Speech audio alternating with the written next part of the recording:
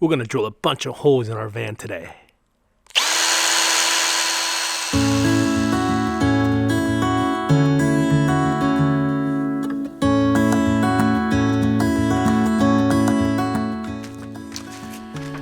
So we have been living in this for about 2 years, and there's been a couple of occasions where after a cold winter or just a really damp season, we found mold under our mattress. And the reason for that is because we don't have any ventilation down there. We never got around to either using some kind of system that raises the mattress or drill holes underneath. And because we have a bunk bed system, basically we divided the space evenly into 3 compartments: the top bunk, the lower bunk, and then the storage underneath. We are really crammed on how much space we have. We're limited. We have enough where we are, and in fact, we had more than we felt was enough, so we actually added a thicker mattress for us down here by a couple of inches. Now, if we were to use some sort of lifting system that gives us ventilation down in the bottom bunk below, we will lose more space. And I think at this point, we're pretty happy with the way it's set up. So in order to ventilate, we're going to be drilling holes into the 3/4 inch plywood that is the platform of our bed. Okay, so as you can see, this is the bed platform. It's pretty thick. It's 3/4 inch. Most people use a 1/2 inch plywood. We chose to use 3/4 inch because we wanted it to last. We wanted it to be sturdy. But on the other hand, it adds a little bit more weight to our whole system.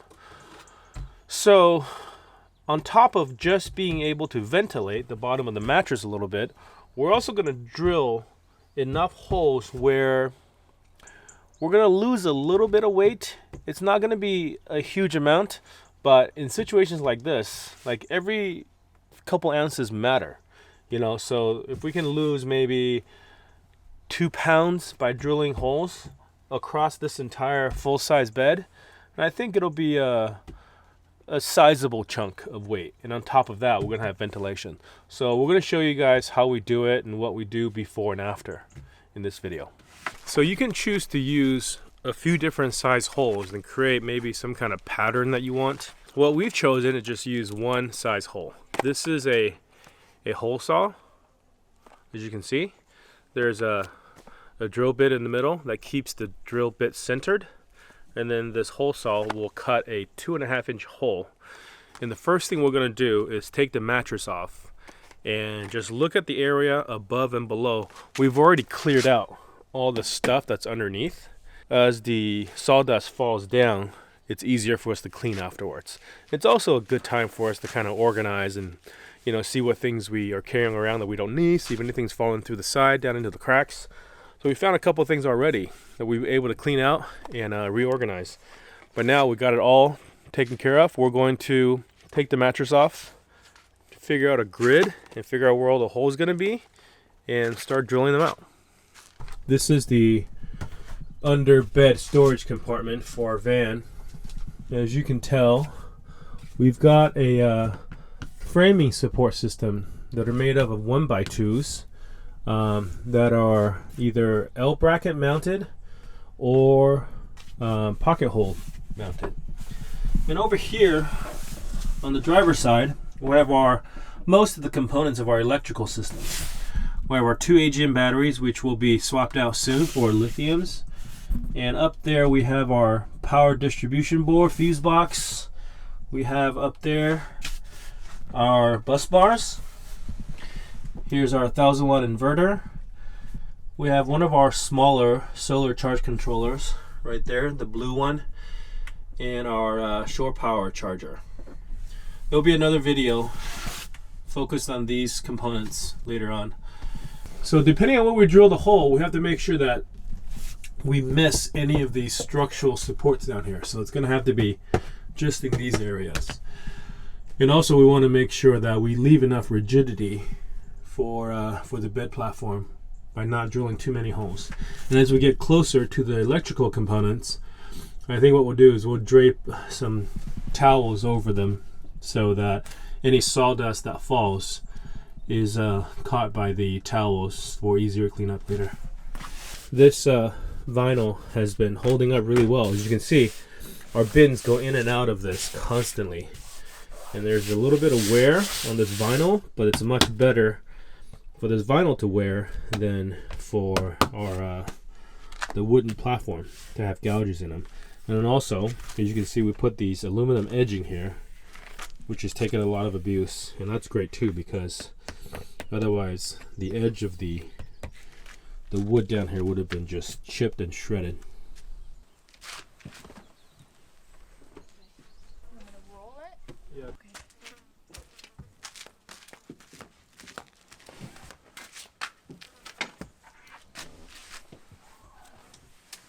All right, so here is the bed platform.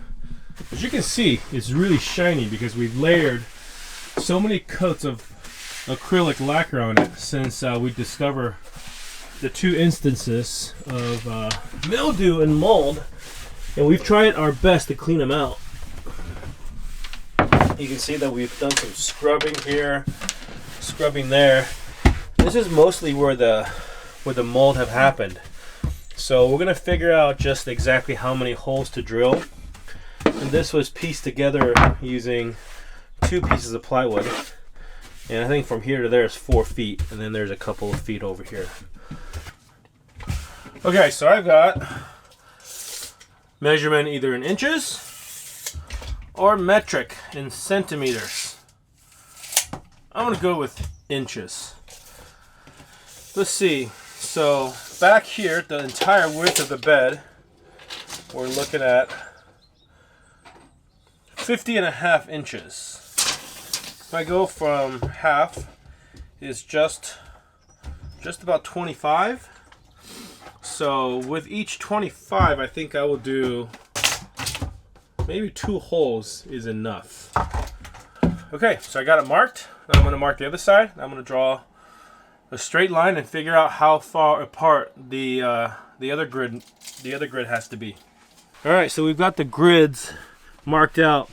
We're gonna drill a total of 1, 2, 3, 4, 5 times 4, 20 holes at 2.5 inches per hole, 3/4 inch ply, 20 holes. That's not going to save us a ton of weight, but I think it'll be enough to ventilate the bed at least. So yeah, let's see how it goes.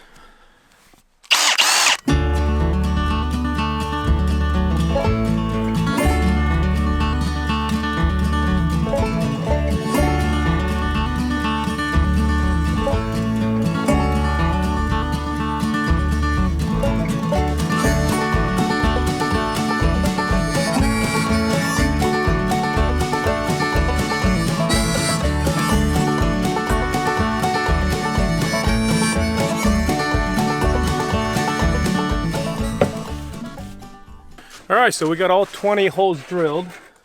The next step is first thing we did is we kind of swept out most of the sawdust. And because we used a hole saw instead of like a step drill bit, which would convert everything that it comes in contact with into sawdust, we have relatively minimal sawdust because we use the hole saw. And now we're just gonna sand the edges to make sure that there's no burrs, so it doesn't catch on any fabric. And also it'll kind of take our acrylic lacquer a little bit better, because we're going to want to protect that. Now that it's exposed wood, moisture, if it does get down there, can get into the wood. So we're going to seal it all off. And a couple of tips when you're using a hole saw. I'm using my 18-volt portable Milwaukee drill/driver. It works. It's got these 2 settings. You can have either a drill setting or a driver setting. Now, what you got to be careful when you're using a hole saw is that there's a lot of teeth here, and when you're trying to drill, just as you're starting out, on this drill mode, there is no clutch, so it's not going to stop at a certain force. And a couple times when I was using the drill mode, it catches and it kind of bites into the wood, and instead of the force transferring through the bit, it wanted to twist the entire drill, and that could be really dangerous. So I would suggest, if you're using something like this, and that's what I did, I switched to the driver mode and just turned the clutch all the way up to 24. Mine goes from 2 to 24.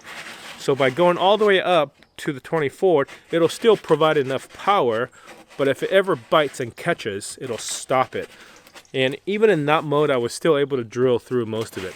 Also, the other thing you want to keep in mind is that if you're just drilling through all the way on one side, you could have this plywood bury all the way down deep in here, and it kind of gets hard to get out. That's why there are these little slots here. You can kind of pry it out. But what I would suggest is drill about halfway on the top. And if you have access to the bottom, come back to the bottom and then drill the rest of the way on the bottom. And that makes these scraps piece of wood much easier to clear out of your hole saw. So those are a couple tips for you. And if you're ever going to do this, I hope they're helpful. You're doing the bottom too? Yeah, not yet. Are you going to go back? Yeah.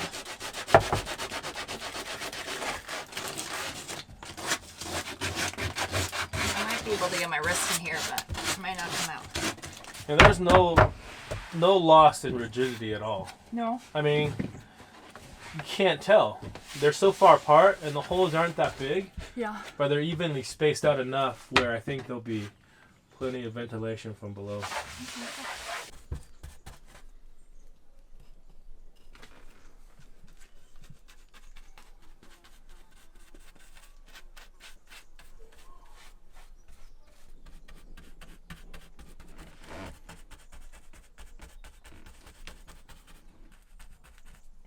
So that is one coat of our sealant in the holes that we just cut. We're gonna do 2 more coats and that should be it.